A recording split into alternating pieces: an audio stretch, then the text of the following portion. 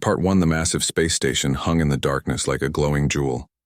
Nexus Prime Station was the heart of the Galactic Federation, where dozens of alien species came to trade, negotiate, and make deals that shaped the galaxy.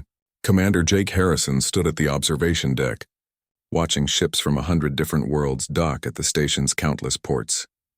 Jake wore the dark blue uniform of Earth's diplomatic security force.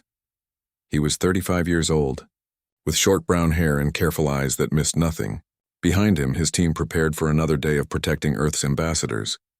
Lisa Monroe sat at her computer station, her fingers dancing across holographic displays as she monitored communication channels. Alex Carter checked his weapon for the third time that morning, his military training showing in every movement. Earth had been part of the Galactic Federation for only 2 years. Most humans back home were excited about joining the galaxy's biggest club. They thought it meant respect, friendship, and amazing new technology. Jake knew better. He had spent those 2 years listening to alien delegates whisper about humans when they thought no one was paying attention. The Zephyrians were 7 feet tall with scales that changed color when they were angry or excited. They came from a desert world where only the strongest survived. Their military was famous across the galaxy for never losing a war. General Vextar was their chief representative, a massive creature with golden scales and eyes like burning coals. He made no secret of what he thought about humans. The Kythera were different but equally dangerous. They looked like giant insects with 4 arms and compound eyes that could see in 12 different spectrums of light. What made them truly frightening was their hive mind. Every Kythera was connected to every other Kythera through mental links that humans barely understood. Hive mind Zaraketh spoke for billions of her kind, and her voice always sounded like several people talking at once. Jake's earpiece crackled to life. Lisa's voice came through clearly. Commander, Ambassador Price is heading to Conference Room 7. The trade negotiations start in 30 minutes. Jake nodded and started walking. His team fell into formation around him without being told. They had done this dance hundreds of times. Alex took point scanning for threats. Lisa stayed close to Jake, her portable computer ready to handle any technical problems. They moved through the station's gleaming corridors like a well-oiled machine. Nexus Prime Station was beautiful in an alien way. The walls were made of some kind of crystal that glowed with soft light. Holographic art from dozens of worlds decorated the halls. Fountains filled with liquid that wasn't quite water created soothing sounds. But Jake never forgot that beauty could hide danger. They reached Conference Room 7 just as Ambassador Helen Price arrived from the other direction. She was a sharp woman in her 50s who had spent her whole career dealing with difficult people. Today she would need every bit of that experience. The conference room was enormous, with a circular table that could seat 50 beings. Delegates from 12 different species were already there, talking in their various languages. The universal translator built into Jake's earpiece turned their words into English, but it couldn't translate their attitudes. General Vextar dominated one side of the table, his golden scales bright with confidence. Near him sat 3 other Zephyrian officers, all wearing armor that could probably stop a tank shell. On the opposite side, Hive Mind Zaraketh's 4 arms moved in complex patterns as she spoke silently to other Kythera through their mental link. Ambassador Price took her seat at the table. Jake and his team positioned themselves along the wall, close enough to react to any threat but far enough away to avoid interfering with diplomacy. The negotiations were about trading rights in 3-star systems near Earth's territory. It should have been routine. General Vextar spoke first, his voice like gravel grinding together. Before we discuss trade routes, I must ask a question that troubles many of us. Why should we trust military protection to a species that has never fought a real war? The room went quiet. Jake felt his jaw tighten but kept his face neutral. Ambassador Price smiled politely. Earth has a long history of military conflict, General. Our species has been fighting wars for thousands of years. Fighting each other, Hive Mind Zaraketh interrupted, her multiple voice creating an eerie harmony. Primitive conflicts on a single world. You have no experience with real warfare, no understanding of what threatens us in the dark between stars. A delegate from the Zerani species, crystalline beings from the core worlds, added his opinion. The humans did well enough in the admission trials. Their technology is adequate. General Vextar's scales flashed bright red, a sign of anger among his people. adequate for fighting pirates and smugglers. But what happens when something truly dangerous appears? When enemies come who can destroy entire worlds? Will Earth's warriors hide behind their simple kinetic weapons and hope for the best? Jake wanted to speak up, to defend his species and his fellow soldiers, but his job was to protect the ambassador, not to argue with alien generals. He watched Alex's hand move closer to his weapon and gave him a slight shake of the head. Ambassador Price kept her diplomatic smile in place. Perhaps this is a discussion best left for another time. We're here to talk about trade routes, not military capabilities. Military capability determines trade rights, General Vexitar said, standing up to his full impressive height. Who will protect merchant ships if humans cannot protect themselves? Your species is weak. You rely on numbers and crude weapons because you lack the strength for real combat. The insult hung in the air like a poisonous cloud. Jake saw Alex's face go red and Lisa's fingers stopped moving over her computer. Around the table, other delegates watched to see how the humans would respond. General Vexitar wasn't finished. I propose a test.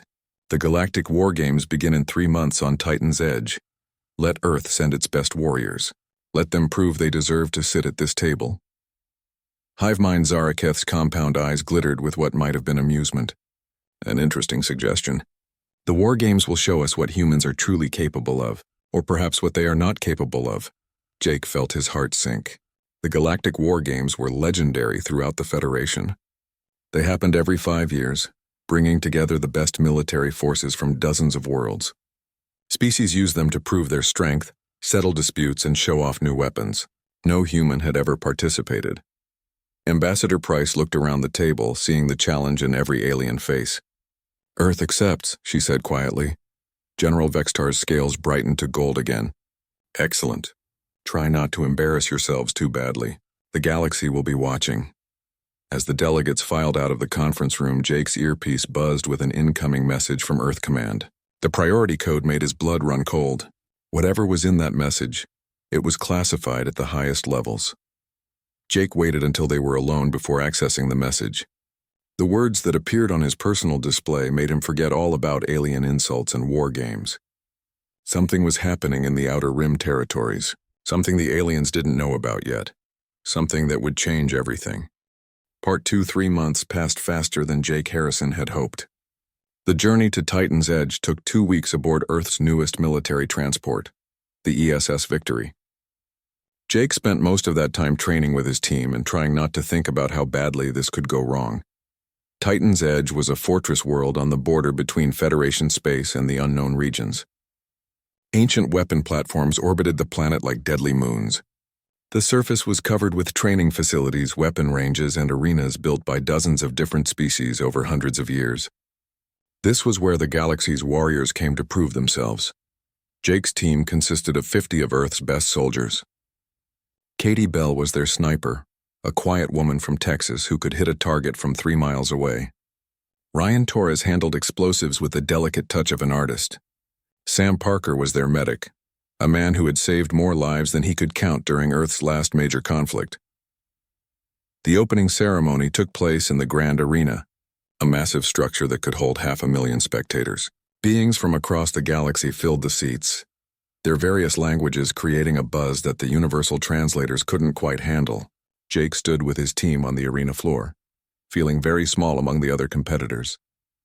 General Vexitar's team wore armor that looked like it belonged in a museum of future warfare. Each Zephyrian soldier stood 8 feet tall, their scaled skin protected by energy shields that shimmered like heat waves. Their weapons fired beams of pure energy that could melt through steel. The Cathara delegation moved as one unit, their hive mind coordination perfect and terrifying. They wore no armor because their natural shells could stop most weapons. Their forearms carried different tools and weapons, switching between them with mechanical precision. The Zerani team looked like living crystals, their bodies reflecting light in patterns that hurt to look at directly. They could manipulate matter at the molecular level, turning simple rocks into deadly weapons or protective barriers. Other species brought their own advantages, the Vorlak with their telekinetic powers, the Menthari with their ability to phase through solid matter, the Deltans with their precognitive abilities. Jake looked at his own team and tried to feel confident. His soldiers wore standard Earth military gear, ceramic and metal armor, kinetic weapons that fired metal projectiles, and communication devices that seemed primitive compared to the telepathic links other species enjoyed. They looked like ancient warriors brought forward in time to fight gods. The first phase was fleet combat simulation.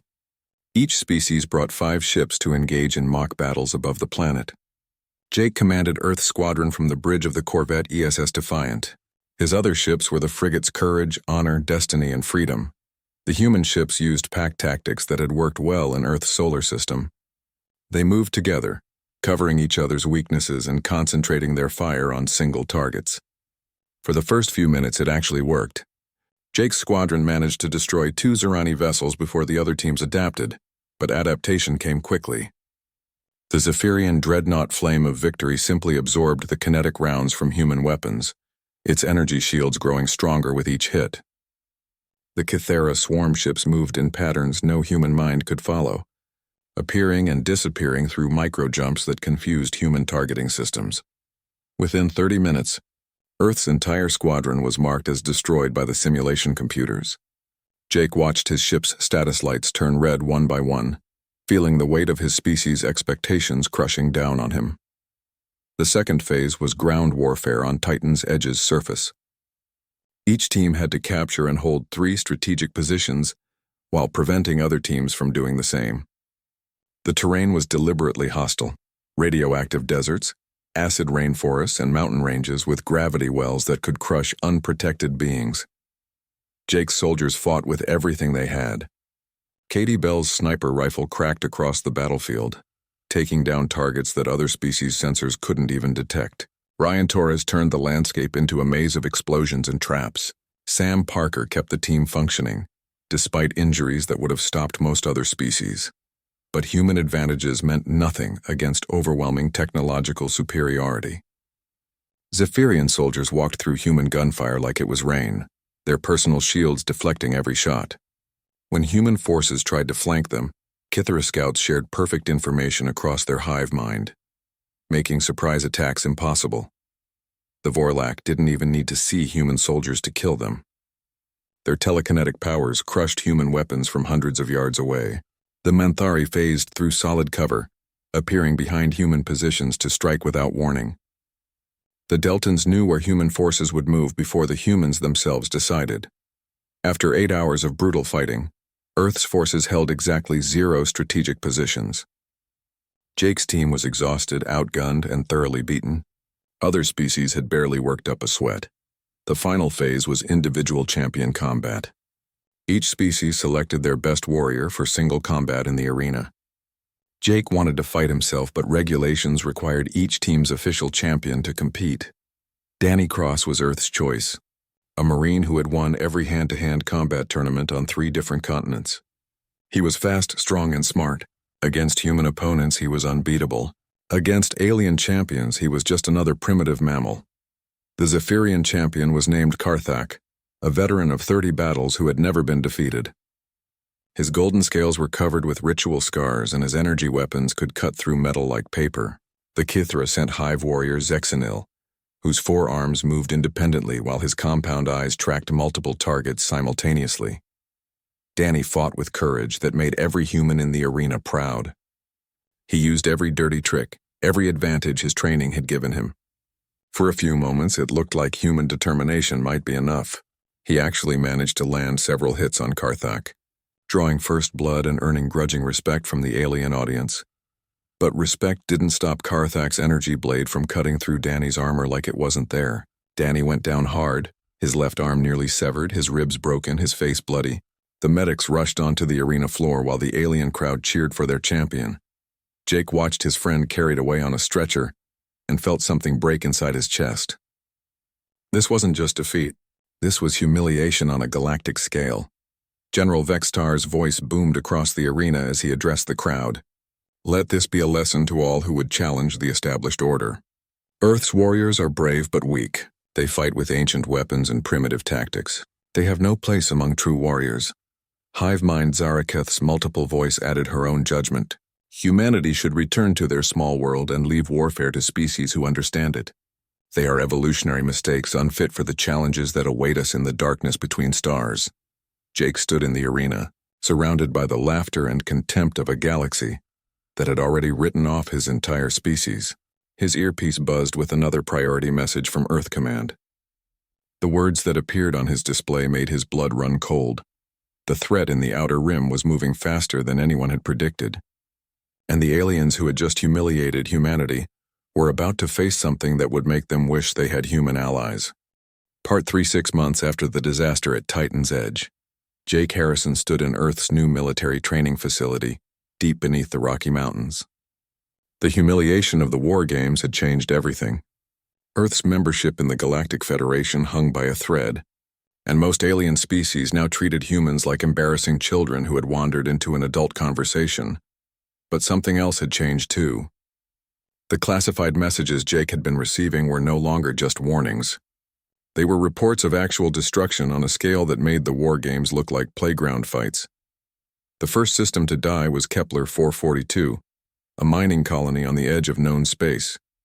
The distress signal lasted exactly 14 seconds before cutting off completely. When Federation scouts arrived 3 days later, they found nothing but empty space where 5 planets had once orbited their star. Not destroyed, not broken apart, simply gone as if they had never existed. The second system to vanish was Tau Ceti, home to a major Zerani research station. This time there were survivors, a handful of scientists who had been in deep space when their homeworld disappeared. Their reports made no sense.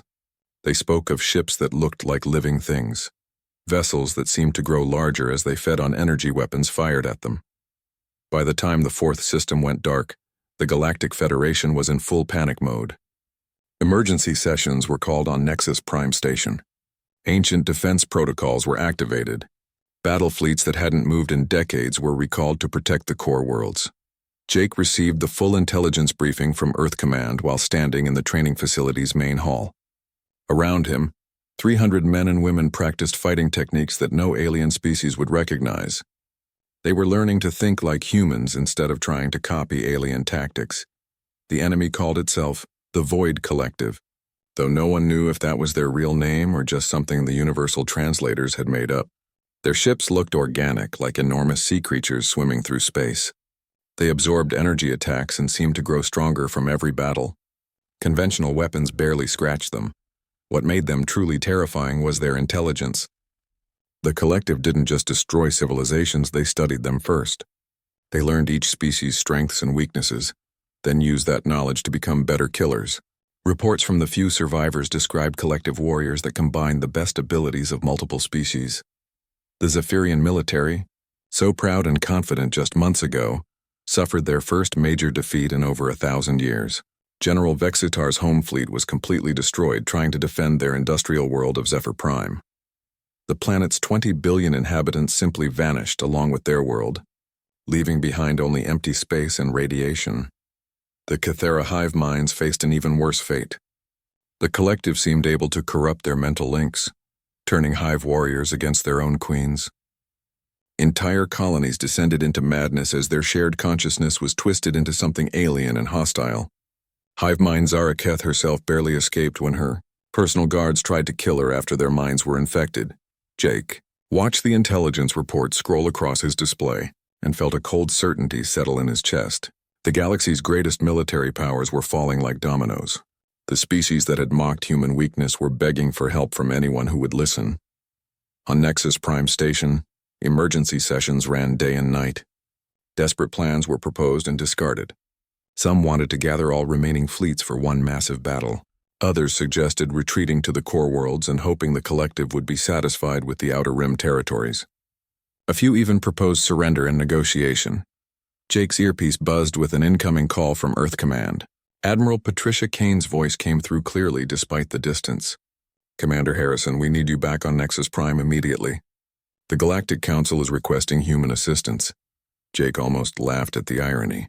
6 months ago, these same aliens had declared humans unfit for real warfare. Now they were desperate enough to ask for help from the species they had humiliated. "What kind of assistance, Admiral?" "Any kind we can provide. They're not picky anymore. The collective just destroyed Cortex Station, the biggest trading hub in the Mid-Rim. 300 million beings died in less than an hour. The aliens are starting to understand that this threat is beyond anything they've faced before. Jake looked around the training facility one more time. The soldiers here were learning something that no other species seemed to understand. They were learning to fight dirty, to ignore conventional tactics, to win through sheer bloody-minded refusal to give up. It was the most human thing imaginable. "I'll need to bring a small team," Jake said, "and I want complete operational freedom. No interference from alien commanders who think they know better." Admiral Kane's voice carried a note of grim satisfaction. "You'll have it. The Council is too scared to argue about chain of command anymore. They just want results." The journey back to Nexus Prime took Jake through star systems filled with refugees. Cypherian warships that had once seemed invincible now limped between stations, their golden hulls scarred and blackened. Kithara transport vessels carried the few Hive members who had escaped mental corruption, their usual perfect coordination replaced by paranoid isolation. When Jake arrived at the station, he barely recognized it. The gleaming corridors were filled with military personnel from dozens of species, all talking in hushed voices about the latest collective attacks. The confident atmosphere of 6 months ago had been replaced by barely controlled panic. Ambassador Helen Price met him at the docking bay, her face showing the strain of constant crisis management. "They're waiting for you in Conference Room 7, the same room where they challenged us to prove ourselves."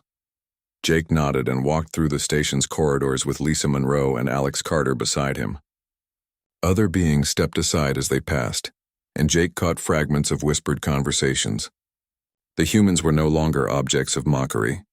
They were the unknown quantity that might somehow save the galaxy. Conference Room 7 looked very different than it had 6 months ago. General Vextar sat slumped in his chair, his golden scales dulled with exhaustion and defeat. His homeworld was gone, his fleet destroyed, his pride broken. Hivemind Zaraketh's forearms moved in random patterns, her mental links damaged by the collective's corruption. Representatives from 24 species filled the other seats, but their confident postures had been replaced by desperate hope. These were beings who had ruled the galaxy for thousands of years, and they were looking to humans for salvation. Jake took his seat at the table and waited for someone to speak. Finally, General Vexitar raised his head and looked directly at him. "Commander Harrison, we need a miracle. The collective is moving toward the core worlds. Our best estimates give us 2 weeks before they reach Earth itself." Jake met the alien general's eyes without flinching. "What exactly are you asking me to do?" "Something impossible," Hivemind Zaraketh said, her multiple voice now fractured and uncertain. "Something that defies logic and conventional tactics. Something that only humans might be crazy enough to attempt." Jake smiled for the first time in months. "Now you're speaking my language." Part 4. Jake Harrison floated in the cramped cockpit of the stealth ship Shadowrunner, watching a collective fleet consume another star system through his enhanced sensors. The bioadaptive technology grafted to his body made him invisible to their organic detection methods, but it also made him feel like something alien was crawling under his skin. 2 weeks had passed since the desperate meeting on Nexus Prime Station. While the Galactic Council argued about evacuation plans and last stands, Jake had volunteered for a mission that every military expert called suicide. He would infiltrate collective-controlled space alone, gather intelligence, and hopefully find some weakness they could exploit. The ship itself was a masterpiece of human engineering, combined with salvaged alien technology. Its hull was covered with biomimetic plating that made it look like space debris to collective sensors. Its engines ran silent and cold, using gravitational manipulation instead of traditional propulsion. Most importantly, it carried experimental technology reverse-engineered from collective fragments found at destroyed worlds. Jake watched through his sensors as collective ships fed on the dying world below. The vessels looked like enormous sea creatures with translucent skin that pulsed with stolen energy. As they absorbed power from the planet's core, they grew visibly larger, their organic hulls stretching and adapting. It was like watching cancer cells multiply and fast forward. The planet's inhabitants had put up a brave fight. Orbital defense platforms fired streams of energy at the collective ships, but each blast only made the attackers stronger. The defenders' own weapons became food for their enemies. Within hours, the planet's surface began to crack and crumble as its core energy was drained away. Jake activated his ship's recording systems and documented everything. The way collective ships moved in perfect coordination, despite having no visible communication. The way they adapted their tactics in real time as new threats appeared. The way they seemed to learn from every attack and become stronger. But Jake was looking for something else, something the alien military minds had missed. He was looking for the human element that might not exist in a perfect enemy. He was looking for mistakes, inefficiencies, anything that suggested the collective could be beaten. After 3 days of careful observation, Jake detected something unusual. A group of collective ships had broken away from the main fleet and were heading toward a small asteroid field. Their behavior seemed different, less coordinated somehow. Jake decided to follow them. The asteroid field had been a mining operation before the collective arrived. Automated platforms still extracted rare metals from the larger rocks, their robotic systems too simple to interest the enemy. Jake hid his ship among the mining equipment and watched the collective vessels approach. What he saw changed everything he thought he knew about the enemy. The collective ships weren't hunting or feeding. They were experimenting. Jake watched as they captured several mining robots and began dissecting them with delicate energy beams.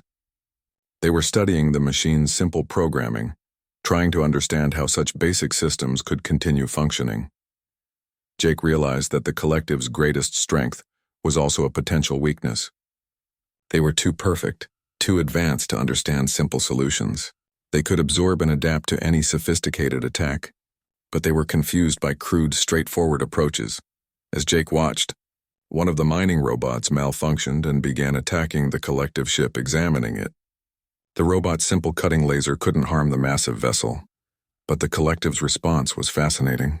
Instead of simply destroying the robot, they spent several minutes analyzing why it had stopped following its programming.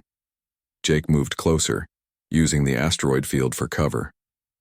His bio-adaptive systems made him effectively invisible, but he could still observe and record. What he discovered over the next few hours would have seemed impossible to any alien strategist. The collective was studying every species they encountered, adding their biological and technological advantages to their own capabilities. They had the Zephyrians' energy manipulation abilities, the Kythera's hive coordination, the Zerani's matter control, and dozens of other powers stolen from destroyed civilizations. But they had never encountered anything like humans. Jake accessed his ship's database and reviewed what Earth Command knew about human military history. Every other species in the galaxy fought according to logical principles. They used their natural advantages, followed established tactics, and adapted their strategies based on predictable patterns. Even their innovations followed understandable rules. Humans were different. Human military history was filled with victories that made no logical sense. Outnumbered forces defeating superior enemies through tactics that should have failed. Desperate last stands that somehow turned into crushing victories. Strategies that worked precisely because they were too stupid to work. Jake realized that the collective's perfect logic was their blind spot. They could predict and counter any rational strategy, but they couldn't understand irrational human behavior. They had never faced an enemy that won by doing exactly the wrong thing at exactly the right time. As Jake prepared to leave the asteroid field, his sensors detected something that made his heart race. Hidden among the larger asteroids was a prison ship, one of the collective's organic vessels converted to hold captives instead of weapons. Jake could detect life signs inside, survivors from various species that the collective was keeping alive for study. Jake knew he should return to Federation space with his intelligence, but he couldn't leave prisoners behind. It went against everything human in him. He made a decision that any alien commander would have called tactically unsound. Jake approached the prison ship using an attack pattern that violated every rule of stealth warfare. Instead of careful logical movements, he flew in erratic spirals that kept changing direction for no apparent reason. The collective's sensors tracked him, but their targeting systems couldn't predict where he would go next because Jake himself didn't know. He fired his weapons at random intervals, sometimes shooting at empty space, sometimes hitting the prison ship's less vital systems. The collective vessel tried to respond, but its perfect coordination was disrupted by Jake's complete lack of pattern or purpose. Jake managed to breach the prison ship's hull and rescue 23 survivors, including Zephyrian Captain Veltara and Kythera drone Zixhive, who had been isolated from their hive mind. As they escaped in the Shadow Runner, Jake noticed something important in the collective's response. The enemy ships had stopped their systematic search patterns and were moving in confused circles. Jake's illogical attack had introduced chaos into their perfect order, and they couldn't adapt fast enough to compensate. For the first time since the war began, the collective was reacting instead of controlling. Captain Velterra, her golden scales dim with exhaustion, looked at Jake with something approaching awe. "How did you do that?" No logical tactical system could have penetrated their defenses. Jake smiled as he set course for Federation space. "That's exactly why it worked. The collective can handle logic. They can predict rational behavior and counter sophisticated strategies. But they can't understand humans who do the impossible simply because they refuse to accept that it can't be done." Zixhive, speaking without the support of her hive mind for the first time in her life, added her own observation. "You fought like chaos itself. Random, unpredictable, impossible to counter. If there are more humans like you, perhaps this war is not over." Jake looked at the data he had gathered and the survivors he had rescued. The collective was heading for the core worlds, including Earth, but now he knew their weakness. The question was whether he could convince the galaxy's greatest military minds to embrace the magnificent insanity of human warfare. Part 5. Jake Harrison stood in the briefing room aboard the Federation flagship Unity, surrounded by the greatest military minds in the galaxy. Maps showing the collective's advance covered every wall, and the news was worse than anyone had imagined. The enemy would reach the core worlds in less than a week, with Earth directly in their path. Admiral Kane had arrived from Earth with a small fleet of human ships, their crude kinetic weapons looking pathetic next to the energy cannons and matter disruptors of their alien allies. General Vextar commanded what remained of the Zephyrian military, his golden scales now permanently darkened with grief for his lost homeworld. Hivemind Zaraketh spoke for the scattered Cathara survivors, her mental link still damaged from collective corruption. Jake presented his intelligence to the assembled commanders, showing them recordings of collective ships and explaining what he had learned about their weaknesses. The alien officers listened with the desperate attention of beings who had run out of conventional options. "The collective cannot predict illogical behavior," Jake explained, pointing to tactical displays that showed his chaotic rescue mission. "They have perfect coordination, unlimited adaptability, and combined strengths from dozens of species. But they have never faced enemies who win by doing exactly the wrong thing." General Vextar's voice carried the weight of 1,000 defeats. "What are you proposing, Commander? That we abandon all military doctrine and hope chaos will save us?" Jake nodded. "That's exactly what I'm proposing. Every species in this room fights according to logical principles. You use your advantages, follow established tactics, and adapt based on predictable patterns. The collective has learned to counter all of that." Admiral Kane stepped forward, her Earth uniform looking plain among the elaborate alien military dress. "Commander Harrison has developed a battle plan that violates every rule of engagement we know. It should result in complete disaster. That's exactly why it might work." The plan Jake outlined was so insane that several alien commanders physically recoiled from the tactical displays. Instead of organizing a defensive line to protect the core worlds, he wanted to attack the collective's main force directly. Instead of using the Federation's most powerful ships, he wanted to lead the assault with Earth's weakest vessels. Instead of coordinating their attack for maximum efficiency, he wanted each ship to act independently with no overall strategy. Hivemind Zaraketh's fractured voice expressed what everyone was thinking. "This plan has no logical foundation. It ignores basic tactical principles. It uses our weaknesses instead of our strengths. It will result in the death of everyone involved." Jake smiled the same smile he had worn when facing impossible odds his entire career. "You're absolutely right. That's what makes it perfect." The debate continued for hours, but there were no alternatives left. Every conventional strategy had been tried and failed. The collective was 3 days away from Earth, and desperate times called for desperate measures. Finally, General Vextar made the decision that would either save the galaxy or doom it. "We will follow the human plan. May the ancestors forgive us for what we are about to do." 2 days later, Jake found himself aboard the ESS Defiant, the same ship he had commanded during the humiliating defeat at the War Games. But this time was different. This time he wasn't trying to prove that humans could fight like aliens. He was going to show the galaxy what happened when humans fought like humans. The human fleet consisted of 12 ships, all armed with primitive kinetic weapons and crewed by soldiers who had trained for months to think irrationally. Lisa Monroe had developed communication systems that deliberately introduced random delays and errors. Alex Carter had modified their weapons to fire in unpredictable patterns that changed every few seconds. Behind them came the remnants of the Galactic Fleet, damaged Zephyrian warships, scattered Kythera vessels, and ships from a dozen other species that had sworn to follow human leadership into what looked like certain death. The collective fleet appeared on their sensors like a living nightmare.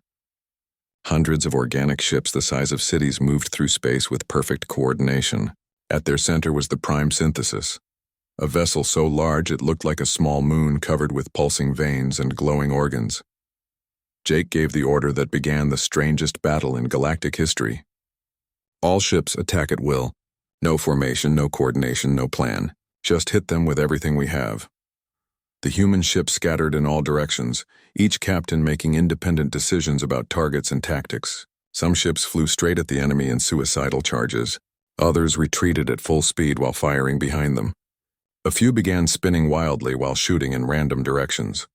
The collective's response was immediate and catastrophic for their own forces. Their perfect coordination systems tried to track and counter dozens of different attack patterns simultaneously. Ships that had moved in flawless harmony for millions of years began bumping into each other as their navigation systems overloaded. Jake piloted the Defiant through the chaos like a man possessed, dodging energy beams and ramming smaller collective vessels. His crew fired their kinetic weapons at targets that made no tactical sense, hitting random spots on enemy hulls just to see what would happen. The alien ships following the human example began to understand what Jake had been trying to teach them. Captain Veltara abandoned Zephyrian military doctrine and started using her ship's energy weapons to write insults on enemy hulls instead of trying to destroy them. Zixhive convinced her crew to fire all their weapons at once in different directions, creating a spectacular light show that served no tactical purpose whatsoever. The battle became a masterpiece of controlled chaos. Human ships performed impossible maneuvers that should have torn them apart. Alien vessels used their most advanced weapons for completely pointless attacks. The entire fleet fought like a group of drunken pirates rather than professional military forces, and it worked. The collective's perfect logic broke down completely when faced with opponents who had no logic at all. Their ships began firing at empty space, their formation dissolved into confusion, and their hive coordination collapsed under the weight of too many unpredictable variables. Jake fought his way through the chaos toward the Prime Synthesis, the massive command ship that controlled the entire collective network. His ship was damaged, his crew was exhausted, but they had done something impossible. They had confused a perfect enemy into defeating itself. The final confrontation took place in the organic corridors of the Prime Synthesis itself. Jake and a small team breached the ship's hull and fought their way to its center, where the collective's central intelligence waited. The being he found there was pure logic given form, a crystalline entity that could process billions of calculations per second. Jake didn't try to destroy it.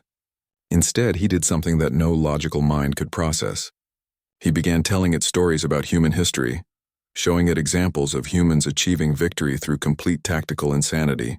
He showed it the Battle of Thermopylae, where 300 soldiers held off an army.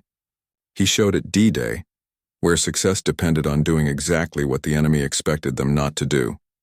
The Central Intelligence tried to process these illogical victories and failed. Its perfect computational matrix couldn't handle the paradox of winning through losing, of strength through weakness, of success through apparent stupidity. The cascade failure that began in its core spread through every collective ship in the galaxy. Jake returned to Earth as the hero who had saved the galaxy by teaching it to embrace beautiful, magnificent chaos. The species that had once mocked human warriors now sent their best students to human military academies, where they struggled to understand concepts like tactical flexibility and creative insubordination. General Vextar, his golden scales bright with renewed hope, formally apologized to humanity and requested to study under human commanders. Hive Mind Zaraketh worked with human psychologists to rebuild her damaged mental links using human techniques for thinking independently. Jake stood in his old training facility beneath the Rocky Mountains, watching alien cadets try to master the art of fighting without thinking. The galaxy had learned its most important lesson. Sometimes the greatest strength comes not from perfection, but from the magnificent unpredictability of beings who refuse to accept that something cannot be done. The human spirit had made the galaxy tremble, and in doing so, had saved it from an enemy that perfection could never defeat.